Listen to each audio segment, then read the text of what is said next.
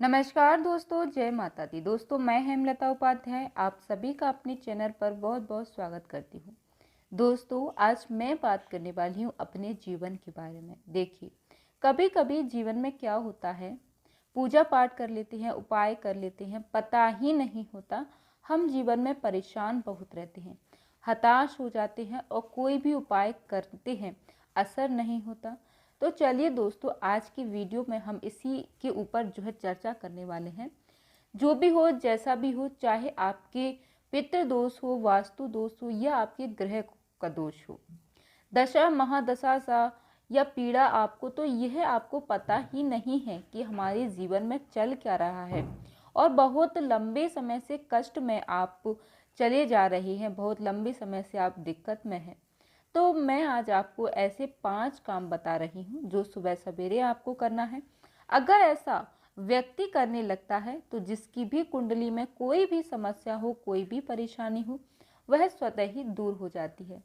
बस कुछ नियम है दोस्तों जिनका कि पालन आपको करना होगा। पहला नियम इसमें यह है दोस्तों कि विश्वास बहुत ज़रूरी है। अगर आपको वो मुझ पर विश्वास नहीं है या ईश्वर पर विश्वास ना हो तो यह जो उपाय है वह भी काम नहीं करेंगे। विश्वास प्रबल रख करके इन कामों को करते हैं तो आपको निश्चित ही तौर पर यह असर होगा, और विश्वास नहीं रख के काम करते हैं तो यह असर नहीं करते हैं। देखिए, यह पूजा पाठ है और पूजा पाठ में पूरी तरह से जब तक आप विश्वास के वशीभूत होकर नहीं काम करते, आपको किसी भी प्रकार का कोई लाभ नहीं होता। तो इसलिए इस बात का आपको विशेष ध्यान रखना है। आपको पूरे विश्वास और लगन और भाव के साथ आपको यह उपाय करने होंगे, तभी यह उपाय अपना असर दिखाते हैं और आपको लाभ प्राप्त होता है। क्योंकि देखिए दोस्तों, बिना प्रयास के, बिना मेहनत के, बिना लगन के कोई भी काम सफल नहीं हो सकता है।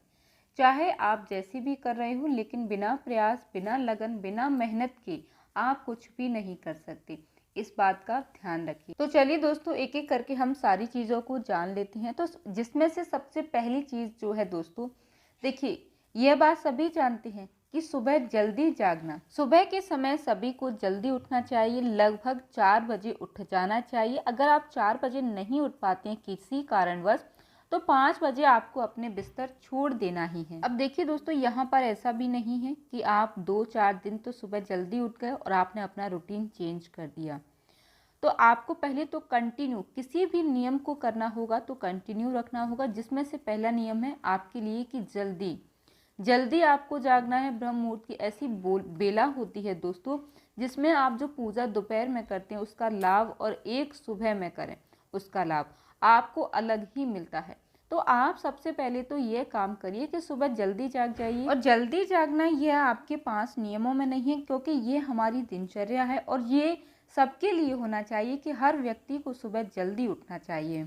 सुबह जल्दी जागने के बाद जो भी आपके घर के काम है, जो भी आपके नियम है, उनको आप निपटा लीजिए। निपटाने के बाद जो पहला काम है आपका, वह घर में पूजा पाठ करने के बाद आपको प्रतिदिन गौशाला जाने का नियम लेना होगा।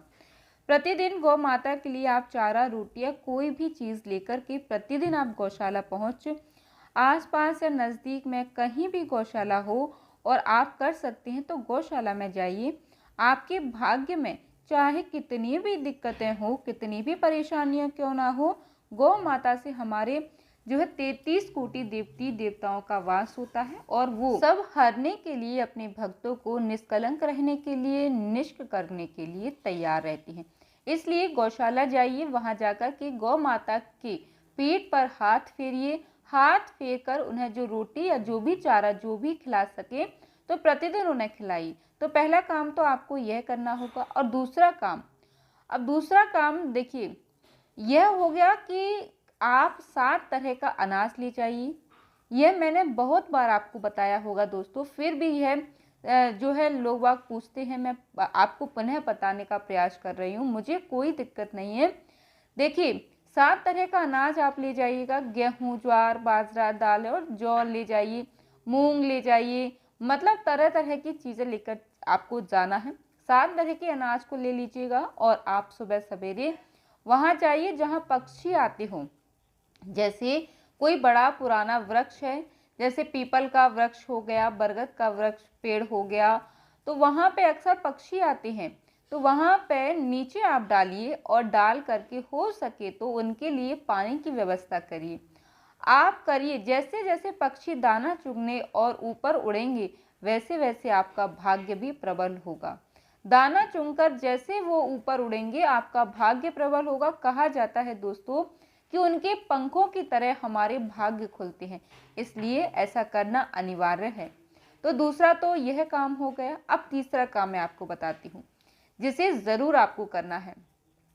आपको प्रतिदिन किसी देवी देवता के मंदिर, जैसे सुबह घर में आप पूजन कर लिए, तो कुछ लोगों का यह होता है कि घर और मंदिर समान होता है, बिल्कुल समान होता है, लेकिन मंदिर में वो एनर्जी होती है दोस्तों जो घर में नहीं मिल पाती है। हमें मंदिर में वो आत्म संतुष्टि मिलती है जो घर में नहीं मिल पाती है।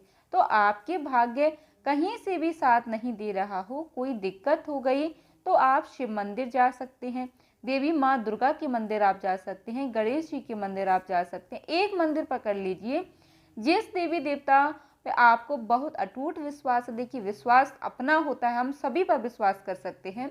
जिस पर भी आपका विश्वास है, श्रद्धा है, आप उनके मंदिर जाइए।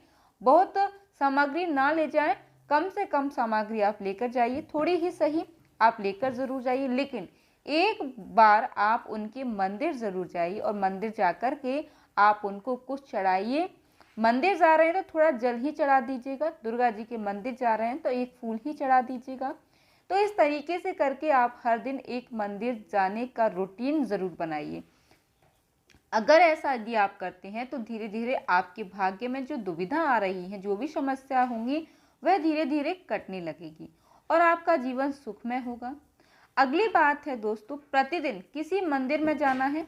अब अगला कौन सा उपाय मैं आपको बता रही हूँ, देखिए, ललिता सहस्त्र नाम का पाठ करने से जीवन में कंटक दूर होते हैं और गारंटी से कहती हूँ दोस्तों कि हर वो चीज़ मिलती है जिसके लिए व्यक्ति परेशान होता है। तो चाहे कोई भी समस्या हो, कोई भी ऐसा काम हो जो आपका नहीं बन रहा हो, तो यह रूटीन आप अपनाइए दोस्तों। जो मैंने कहा उस रूटीन को आप अपना लीजिएगा और उस रूटीन में ललिता सहस्त्र नाम का पाठ प्रतिदिन करिए। सुबह सवेरे नहा धो करके ललिता सहस्त्र नाम का पाठ करिए। जो बाकी पूजा पाठ हो, जैसे सूर्य पूजा, तुलसी माँ की पूजा, यह सब करने के बाद आप ललिता सहस्त्र नाम का पाठ अनिवार्य रूप से करिए।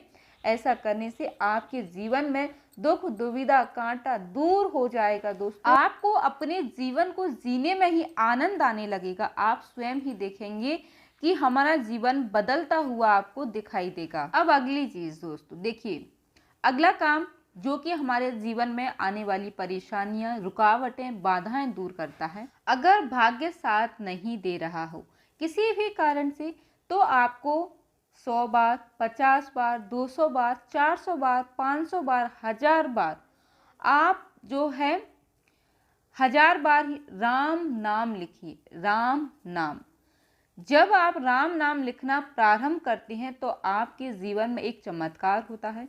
चमत्कार वो होता है दोस्तों कि अब आपकी गाड़ी आप नहीं चलाते हैं, बल्कि उसको चलाने वाले श्री हनुमान जी बन जाते हैं।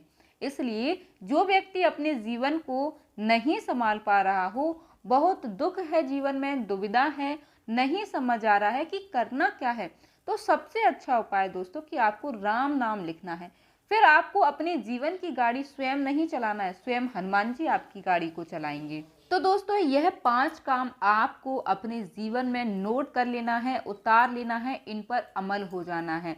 फिर देखिए कैसे आपके जीवन में चमत्कार होता है, कैसे आपके जीवन में बदलाव आता है। उम्मीद करती हूँ दोस्तों कि आज की यह वीडियो आपको पसंद आई होगी। वीडियो अच्छा लगा हो तो लाइक करना मत भूलिएगा, साथ ही हमारे चैनल को सब्सक्राइब कर लीजिएगा। और जो भी आसपास आपके रिश्तेदारों में या आपके आसपास जो भी व्यक्ति बहुत ज़्यादा परेशान हो, बहुत ज़्यादा दिक्कत में हो, तो प्लीज़ दोस्तों वीडियो को शेयर करने से पीछे मत हटिएगा। उसका भी भला होगा, आपका भी भला होगा। धन्यवाद दोस्तों, जय माता दी।